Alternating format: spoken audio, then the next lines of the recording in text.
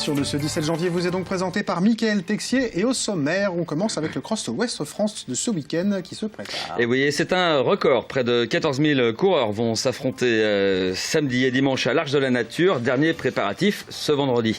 On évoquera la politique avec la campagne des municipales au Mans, mais surtout le portrait d'une idéologie encore vivante. Le royalisme, la mort de Louis XVI sera commémorée en Sarthe samedi.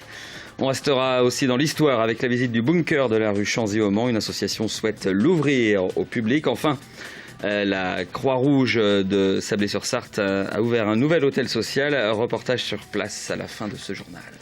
Et on ouvre donc avec les difficultés d'approvisionnement chez les buralistes. L'entreprise Logista, qui les alimente en cigarettes, est en grève depuis plus d'une semaine. Le site du Mans est en grève partielle. Il continue à assurer ses livraisons avec un peu de retard simplement. D'après certains buralistes, les commerçants parisiens viendraient même s'alimenter en Sarthe car leur fournisseur habituel, situé en Seine-et-Marne, est quant à lui totalement bloqué. Ça sera l'événement du week-end. On parle bien sûr du Cross Ouest France, Mickaël. Avec une 33e édition déjà historique par le nombre de participants, près de 14 000 inscrits pour l'ensemble des courses du week-end. Une organisation qui bat son plein depuis 2 jours. Ce vendredi, tout semblait fin prêt. Yannick Morfin, Amoun Chamseddine. Les préparatifs battent leur plein ce vendredi à l'Arche de la Nature. 11 palettes d'eau minérale ont d'ores et déjà été installées, soit 15 000 petites bouteilles qui seront distribuées aux coureurs à l'arrivée et au ravitaillement. Le mobilier et les barrières sont eux aussi en place. Tout semble donc fin prêt pour accueillir les quelques 14 000 participants attendus pour cette 33e édition, un record, ce qui fait du Cross Ouest France Pays de la Loire le 3e cross européen. Cette année, il y a eu un engouement. On va peut-être même manquer de dossards pour le 10 km. Ça serait quand même assez exceptionnel, puisqu'on flirte avec les 4000 inscrits. Des courses scolaires, on a des fois 400 personnes au départ. C'est vraiment une année, un cru exceptionnel. Et en plus, s'il y a le soleil comme maintenant, je crois qu'on va vraiment faire que du bonheur à tout le monde. Pour éviter les longues files d'attente, nombreux ont été les inscrits à se rendre dès ce vendredi aux Atlantides, lieu de retrait de leur dossard. Je viens aujourd'hui parce que je travaille juste après, donc voilà, question pratique. Et je fais, moi personnellement, je fais le 10 le samedi et cross le dimanche matin. Et je prends le dossard aussi de ma famille, de mon frère, de ma belle-sœur, enfin de toute la famille qui court. Là, ça en fait 4, 5, 6, 7. Donc ça fait pas mal de dossards. 55 courses seront au programme durant ces 2 jours de festivités. En point d'orgue le dimanche, les courses as-femmes et hommes, bien sûr, mais également en fin de matinée, la boucle des familles, sans oublier celle des personnalités. La seule course au monde où les participants ne franchissent jamais la ligne d'arrivée à cause du fameux stand de ravitaillement placé quelques mètres seulement avant. Et on ouvre une page politique maintenant avec Christophe Rouillon, tout d'abord, qui a déclaré sa candidature aujourd'hui. Et oui, le maire de Coulennes est donc partant pour un 3e mandat. Il l'a annoncé ce vendredi matin, avec un programme qui sera axé sur le quotidien des Coulennais et la gestion serrée des comptes de la commune. Je vous propose de l'écouter. Il faut que l'on progresse sur les économies à réaliser. Nous avons commencé déjà à faire des économies en termes d'économie d'énergie, d'économie d'eau, d'économie de fonctionnement. Je pense qu'il faut qu'on ait une administration plus resserrée, plus efficace, mieux organisée. Et je pense que c'est un travail que nous avons commencé, mais qu'il faut continuer, parce que dans les années à venir, il faudra à la fois défendre les services publics, mais il va falloir aussi tenir les budgets pour pouvoir maîtriser les impôts. Donc voilà, c'est ce travail qui a été commencé, mais à mon sens encore insuffisamment, et que nous allons réaliser dans le prochain mandat. Au Mans, maintenant, Alain Pigeot pour l'UMP annonce qu'il annoncera sa liste le 27 janvier. Et oui, il attend toujours une réponse de l'UDI à sa main tendue. Lors d'une conférence de presse ce matin, il en a profité pour lancer un appel aux autres candidats pour le Mans, un appel à faire des débats publics pendant cette campagne. Alain Pigeot qui égratigne au passage Jean-Claude Boulard. Il s'interroge sur les moyens utilisés par le maire candidat pour élaborer son programme. On écoute Alain Pigeot. Tout à fait clair, quand je vois ce programme chiffré aux milliers d'euros près, je remercie les services de la ville du Mans d'avoir fait ce chiffrage, mais ce n'est pas le rôle d'un candidat d'utiliser les services de la ville du Mans et de Le Mans Métropole. Et on remonte le temps à présent pour se replonger au temps de Louis XVI, puisque demain, les royalistes du Maine commémoreront la mort du roi. Ce sera à Louaille. Une tradition ancrée depuis quelques années dans la région. Le 21 janvier 1793, le monarque mourait, guillotiné à Paris. Premier assassinat politique, selon Xavier d'Albaret, le président de la fédération locale des royalistes du Maine. Il réclame le retour de la monarchie. Reportage à Épineux-le-Seguin, Florent Clavel. Louis XVI est mort, mais sa mémoire est entre de bonnes mains, celle de Xavier d'Albaret. Des dizaines d'années vouées à la monarchie et à celui qu'il considère comme une victime injuste de la Révolution. En 1793, la guillotine coupait la tête du roi et ouvrait dans le même temps une brèche historique, selon le royaliste. C'est au fond le premier meurtre politique, le premier assassinat politique. Il devait mourir non pas pour ce qu'il avait fait ou ce qu'il aurait pu faire, mais parce qu'il était roi. C'est pour cette particularité que Xavier d'Albaret honore chaque année la mémoire de Louis XVI. Demain, ce sera à Louaille pour des questions pratiques.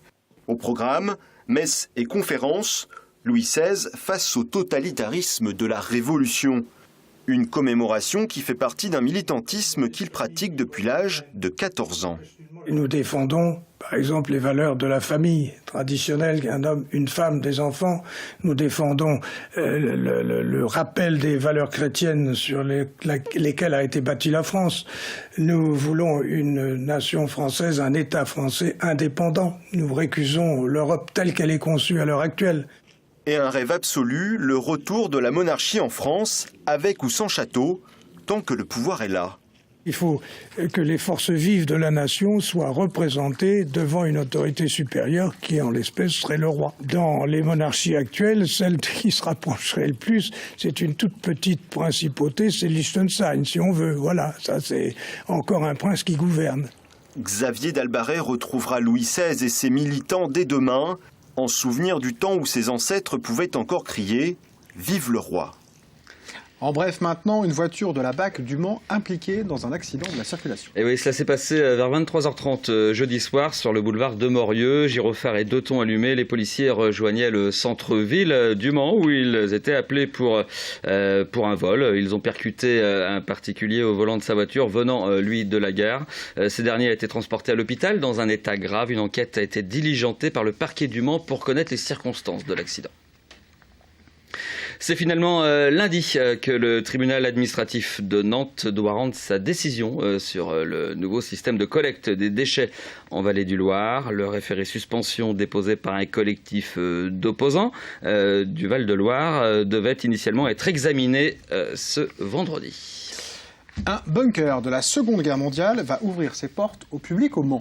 Un bunker de commandement situé dans l'enceinte du collège Berthelot au Mans que des passionnés de l'association AOK7 veulent restaurer avant de l'ouvrir aux visites. Visite envisagée pour l'été prochain. Une visite que nous avons pu effectuer dès aujourd'hui avec notre guide Alain Moreau. Rue Chanzy, face à l'ancien QG de la 7e armée allemande, on distingue à peine le bunker recouvert de mousse. Le temps a fait son œuvre, à l'extérieur seulement. À l'intérieur, subsistent encore des vestiges. On est dans la chambre du général Dolman, une toute petite pièce avec son système d'aération et avec au mur les tampons sur lesquels on mettait de l'isorel. C'était un confort apprécié. Et de même, dans la chambre du général, on a, contrairement au reste du blocos, on n'a pas des portes blindées, on a des portes en bois. C'était quand même plus chic, n'est-ce pas ? Du confort pour le général, car c'est d'ici que le chef allemand a dirigé les opérations de la 7e armée contre les Alliés après le débarquement.